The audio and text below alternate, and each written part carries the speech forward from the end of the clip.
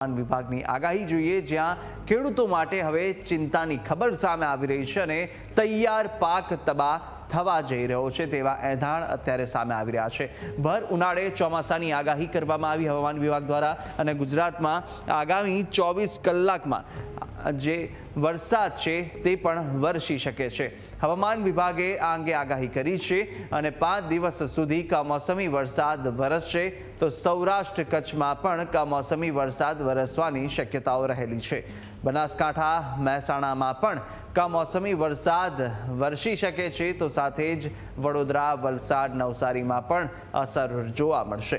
રાજસ્થાનમાં સાયક્લોન શરૂ થતાં વરસાદ વરસશે, કમોસમી સાથે જ પવન પણ ફૂંકાઈ શકે છે અને 2 દિવસ 20થી 40ની ગતિએ પવન ફૂંકાઈ શકે છે તો 5 દિવસ બાદ 50ની ગતિએ આ પવનનો જોર રહેવાનું છે।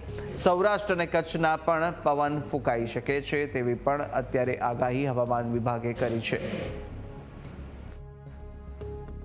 તો ક્યાં ક્યાં વરસાદ વરસશે? બનાસકાંઠા મહેસાણા કે જ્યાં આગળ વરસાદ થશે, ભાવનગર અમરેલીમાં પણ વરસાદની આગાહી કરવામાં આવી છે। કમોસમી વરસાદ ત્યાં પણ વરસી શકે છે તો સાથે સુરત વલસાડ અને નવસારી દક્ષિણ ગુજરાતના આ વિસ્તારોમાં પણ વરસાદની આગાહી કરાઈ છે। વડોદરામાં પણ કમોસમી વરસાદ વરસી શકે છે। की संभावना है दिवस 2 से लेकर दिवस 7 तक आइसोलेटेड पॉकेट्स में सौराष्ट्र कच्छ और गुजरात रीजन में वर्षा की संभावना है। साथ में थंडर स्टॉर्म और लाइटनिंग की भी उम्मीद है। गस्टिंग रहेंगी 30 से 40 के आसपास दिवस 2 से लेके और 4 तक। और दिवस 5 में थोड़ी इंटेंसिटी बढ़ने की उम्मीद है। दिवस 5 और 6 में जो गस्टिंग है वो 40 से 50 किलोमीटर प्रति घंटे की रफ्तार से है। तो आइसोलेटेड पॉकेट्स में गुजरात रीजन और सौराष्ट्र कच्छ में उम्मीद है।